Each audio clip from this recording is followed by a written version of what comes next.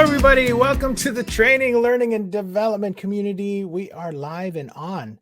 Let's just make sure everyone can hear us. Any of the audience out there, I still see that there are some active. Yay, Bobby. Thank you so much.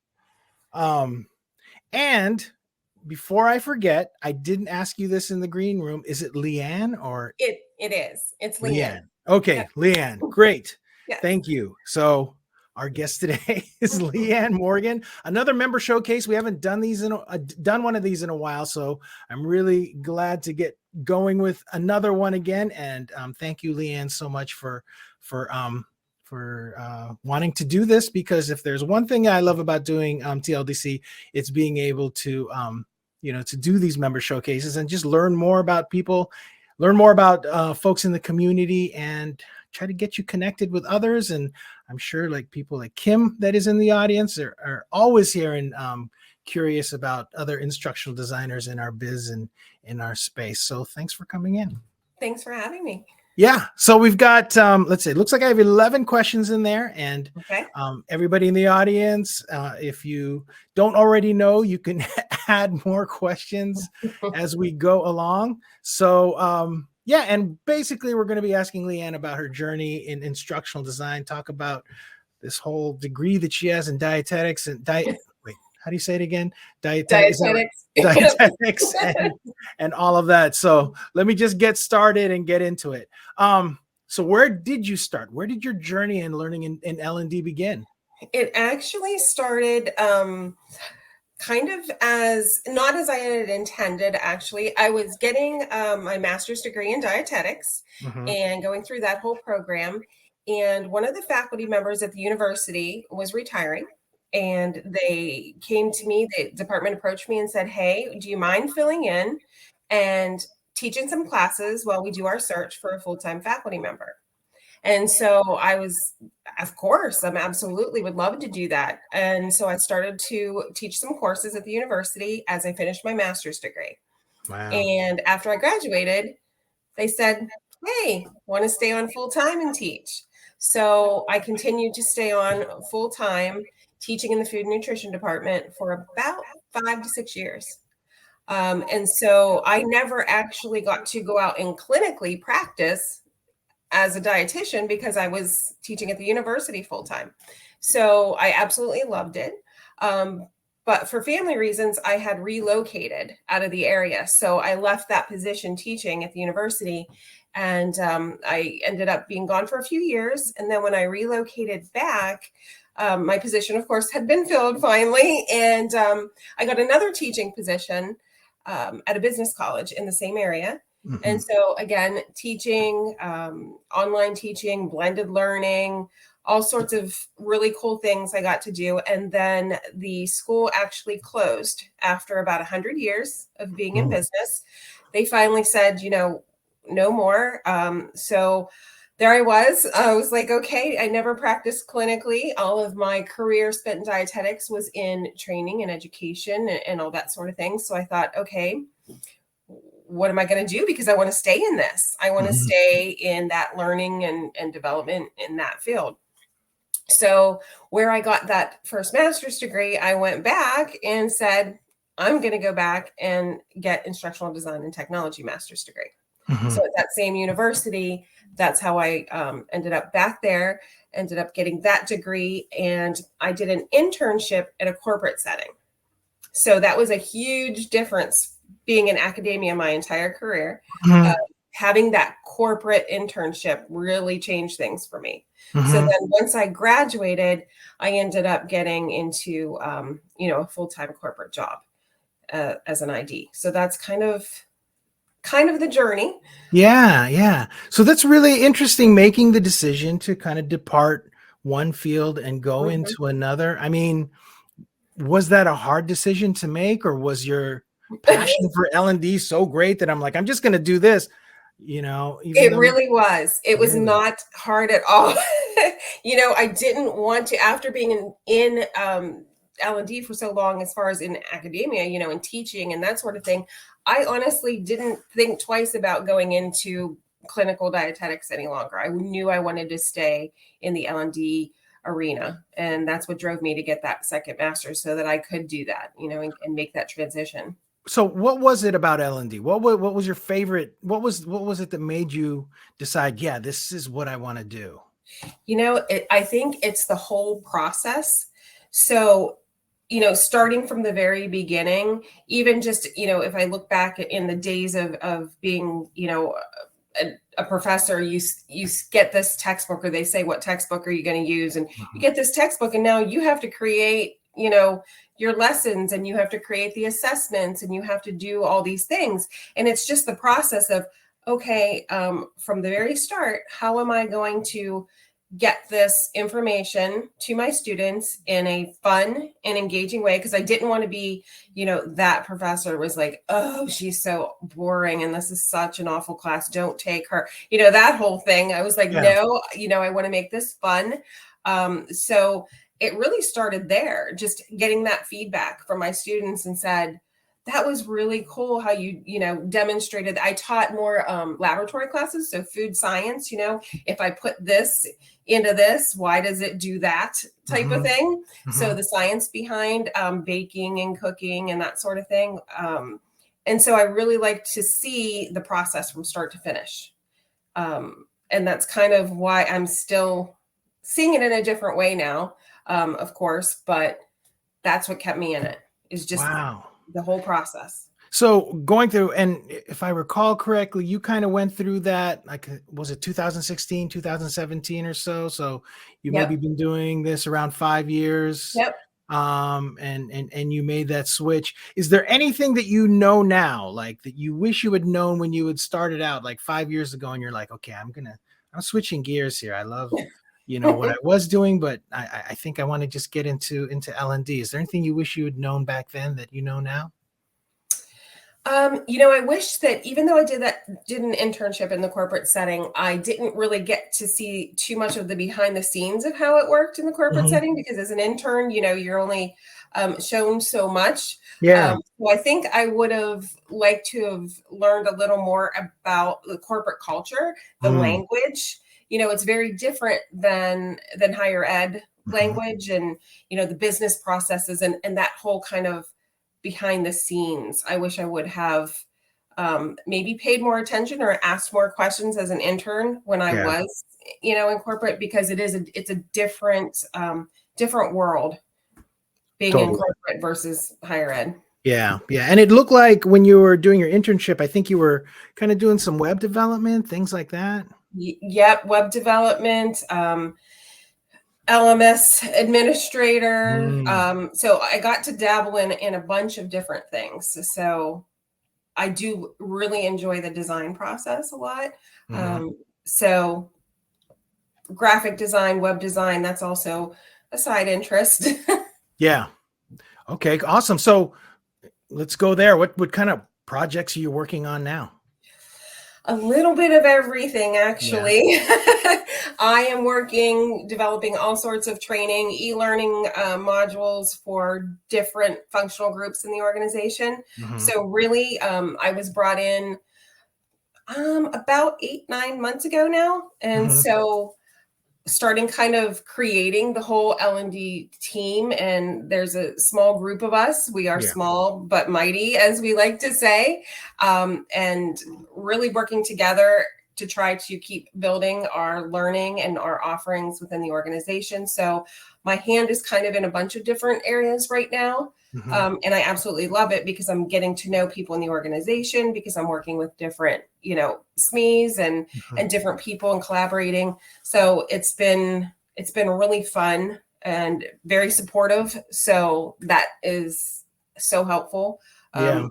Whenever you're just starting kind of new, and right now I'm the sole instructional designer. Our team is growing, so more coming on board, which I'm very excited about, to have some more support and help.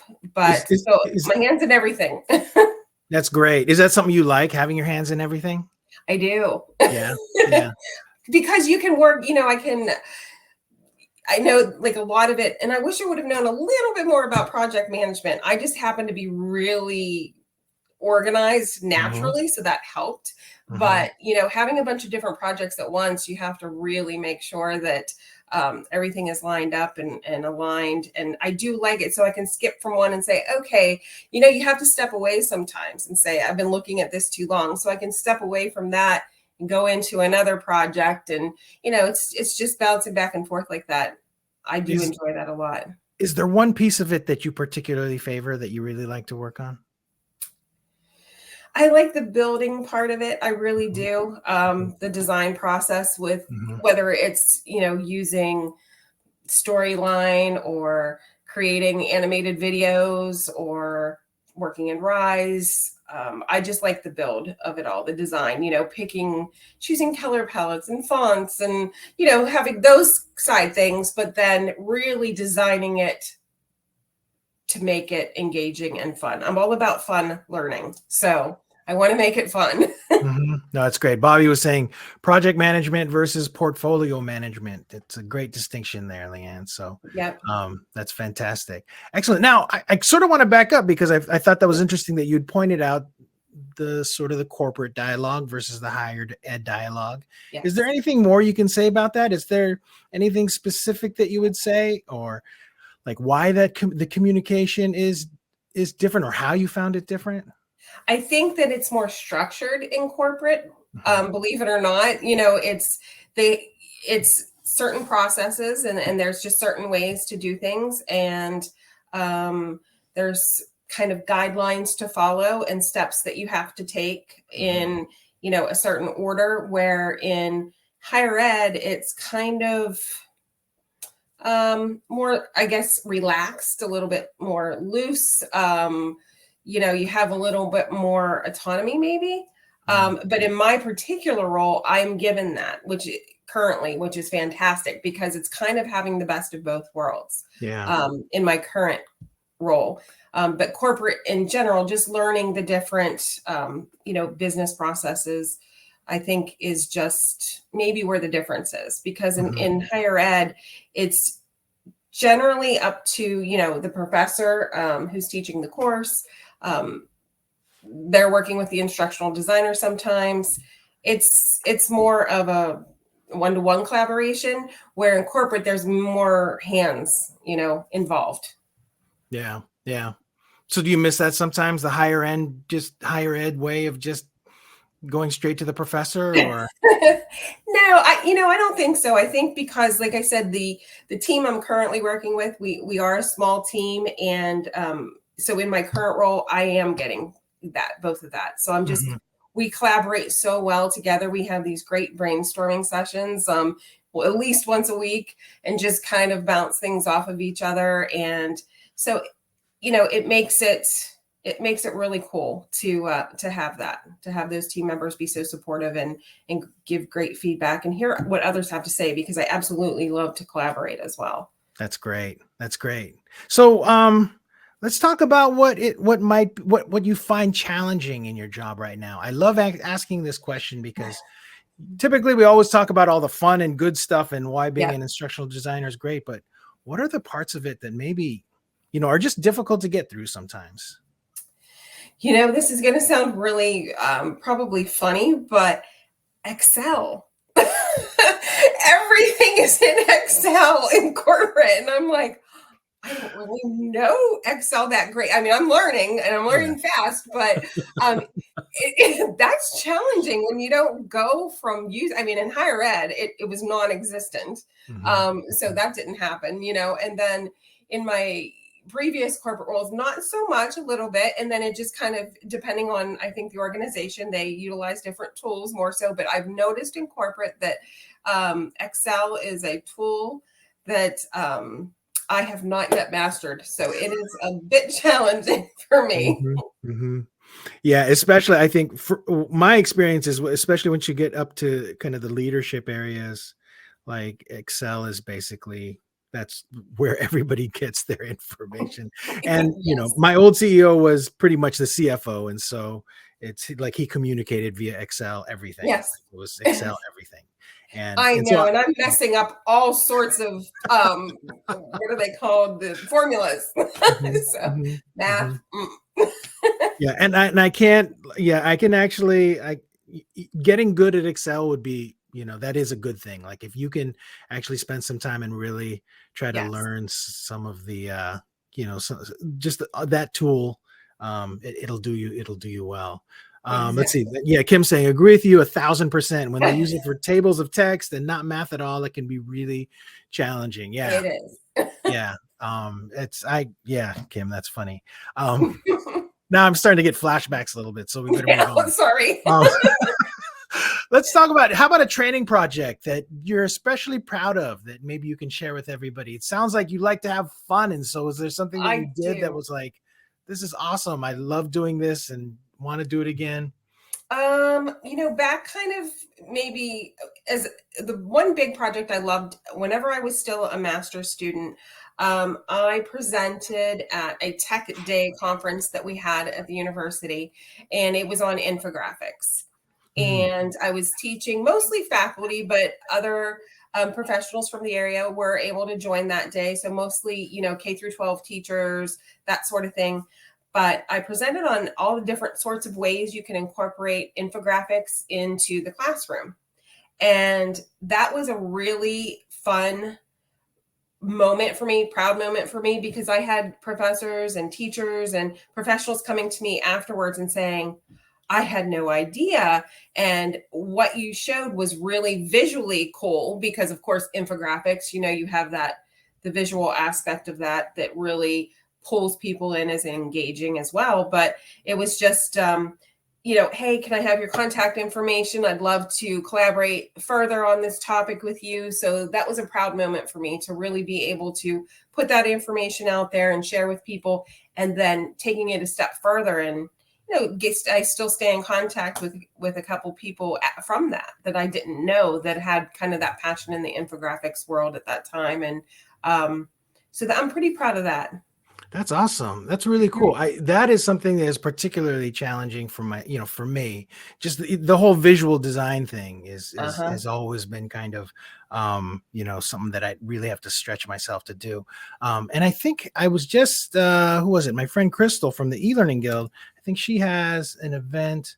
Oh wait, this is probably a past event. Oh yeah, it's from September 2021.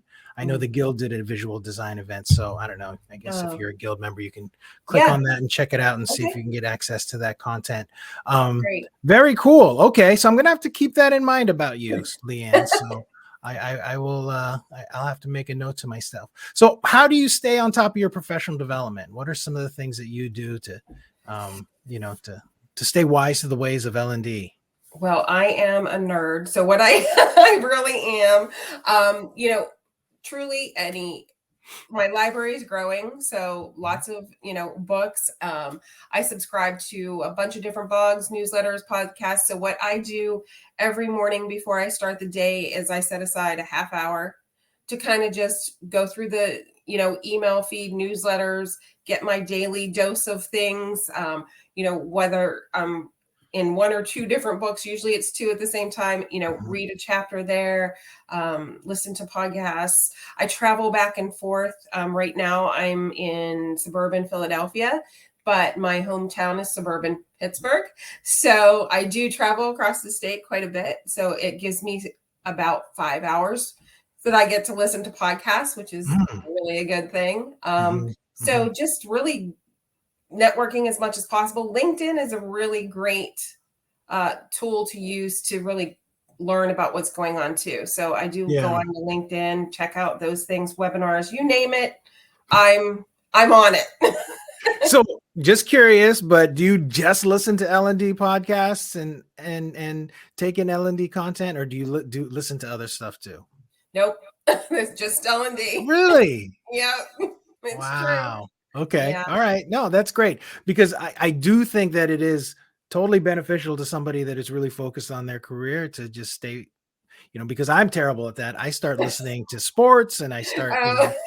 like all of a sudden I've got Saturday Night Live episodes coming on YouTube and stuff. And I really need to keep an eye on that, because No.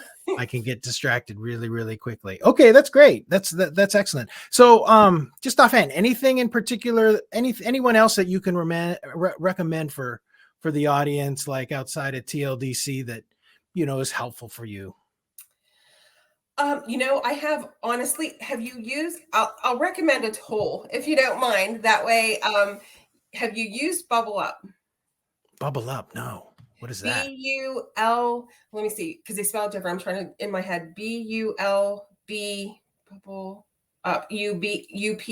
Anybody, I don't know if anybody's heard of it. Bubble Up, BULB, Bubble Up. Bubble Up. Bubble Up.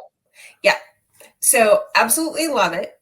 And it's kind of similar to, say, Pinterest, but yet a Dropbox and a OneNote. It's like all combined. So you can take and visually organize categories. And so like there's a link that comes across of an article. And I'm like, I don't have time to read this right now, but I want to. I just take it and put it into one of the blocks or topic areas of Bubble Up, put it in there. Let's say it's on, I don't know, action mapping. So I can drop that article in. I can upload a video. I can, instead of having a favorites, it's kind of, so anything and everything you put in this one space. And so I have a whole list of podcasts, somewhere upwards of probably 30 different podcasts and different newsletters that I follow. So there's a whole list out there. I would say that I also get some cool emails once a week from Feedly. I don't know if you use Feedly at all. Sure. Mike Taylor puts some stuff out. Yeah. That I go to. So I just have a whole list. So I can share that with you after the fact. No, that's great, Leigh Ann. That's great. Yeah, Mike Taylor definitely has an excellent newsletter. I subscribe to it. It's always has so much content. It's crazy. Yeah. A lot of stuff in there. No, that's great. Yeah. Thank you for sharing it. And that I did put a link for Bubble Up in the chat. So check it out. I'm telling you, you'll get hooked. No, it looks really, really cool. I'm looking forward to checking it out. It's free. Yep. Yeah. Awesome. So it seems like you're really focused. You're really like you're one of those go-getters, it looks like, in L&D. What keeps you inspired? I would probably say the learner. The learner keeps me inspired because, I want everybody to have a great learning experience. I want people to be as excited about learning as I am. So I don't want people saying, oh, not another training, or I just got assigned another boring training. I want them to say, wow, I just got another training. So take it.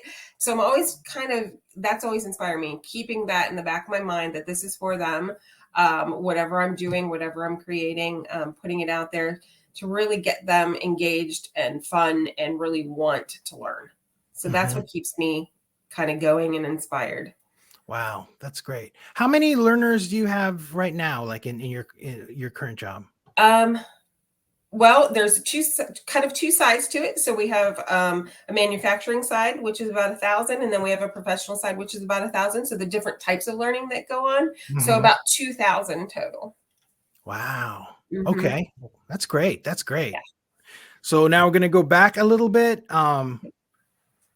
You were you have that master's in dietetics. Yep. What other kinds of jobs did you work? Is there anything that led you in that direction? And did you have other forays into education prior to, taking L&D as seriously as you have? It's funny that you asked that, because in between the two, remember I said I was teaching at the university in dietetics, the food nutrition. I moved away, and then a few years had passed, and then I moved back and went to teaching again. But in that few years, I actually owned a hair salon, and I was an educator for Paul Mitchell, which is a big, hair company. So I was educating still then. I have my license in cosmetology. So I decided to, so I decided to kind of go for it when I moved out of the area, and I did open my own salon, and I got together with the Paul Mitchell organization and was able to be one of their trainers. So going and being able to teach classes at different salons and that sort of thing. So I never gave up. That training was still, I enjoyed doing, all the things that come with having a salon and cutting and coloring and all sorts of that kind of fun stuff. But ultimately, I really liked traveling going to different salons and teaching them new techniques or, whatever I was going to do for them that day. Wow. I mean, was that enough? Why didn't you stick with that? Because I moved back. So whenever you move, you're losing all your clients, and they were too far. Mm-hmm. And I was a single mom at the time. So Mm-hmm. I needed to support, and I didn't have the time to build up the clientele again. So Yeah. that's when I went in, stuck in the direction of going back to teach at the business college. But yeah, I did. I loved it. That's It was a fun great. time. Mm-hmm. Yeah. I like Kim's point here. She says science is another continuing theme for you, Leigh Ann. Because Yeah. I mean, even with cosmetology, right? You've got Yes. you're definitely dealing with some scientific Right. principles there, You and then you are got into absolutely right. dietetics. Yeah, so that's fantastic. Good call there, Kim. So what do you think? If you weren't an L&D professional, what would you be? I honestly would be a fashion designer. Yeah. I know, but it's So true. it's Ever like, since I was little, I've wanted to be a fashion designer. It's just a dream that will never happen. But truly, I would love to be a fashion designer. that is, yeah, that's amazing. That's great. Because that's number 4, right? Because you had cosmetology, and then Correct. right, you have dietetics, and Dietetics, then and then L&D, instructional L&D, and design. Yep. But it's wow, that that's design process. It's, I love to sketch. So I love to sketch the clothes, mhm. and then take that sketch and go choose the fabric. And then from the fabric, try to make a pattern or drape it, and then there you have the final garment. So it's kind of the same process as ID. Or for hair, somebody comes in, they sit down, you have this initial, you have your consult, right? Your needs analysis. You Right. say, okay, so now we change it, fix it, and then you have the final result. So there is that kind of path, I guess, that same process with me that seems to be, now that I have to say this out loud. Yeah. Well, you actually have like this side hustle that you could totally like, generate tons of income on. You could write courses for fashion design, courses on dietetics, you know, Of course. course on cosmetology, and here you go. You just like open up Yep. an online academy selling All all of this stuff, right. and there you go. There you go. All these different Sounds things. good. No, that's great. That's great to know. So speaking of good to know, what is one thing that people should know about you? And this is the last question. Okay. I would say that I trust my gut. Mm. So that is one thing, and I can, recommend to people is to trust your gut, because so many times people are second guessing themselves, and that's one thing about me that I don't do.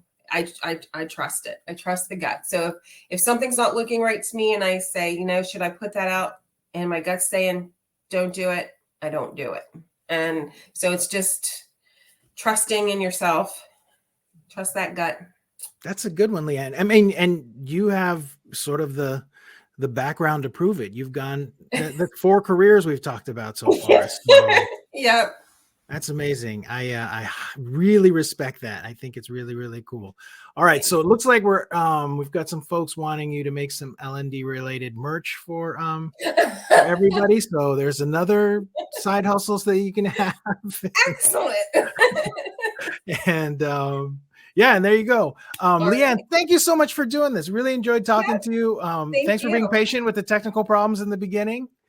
We got I'm through sorry those. if it was my end. No, I it was apologize. okay. We got through it. We got through it. And everybody, thanks for joining us. And don't forget on Friday, which is I guess day after tomorrow, Exploring Freelancing, free event. That one, go to thetldc.com. You could find out more information there. It's a free event, and I think it's going to be absolutely fantastic. You don't have to be a freelancer to enjoy this one. I can tell because I've been talking to the speakers, and I think it's just going to be a great day of just hanging out and talking about your careers. So Exploring Freelancing is happening on Friday. And with that, I'm going to go ahead and sign off. Thanks again, Leigh Ann. Thanks. Bye, everybody. Thanks. Bye-bye.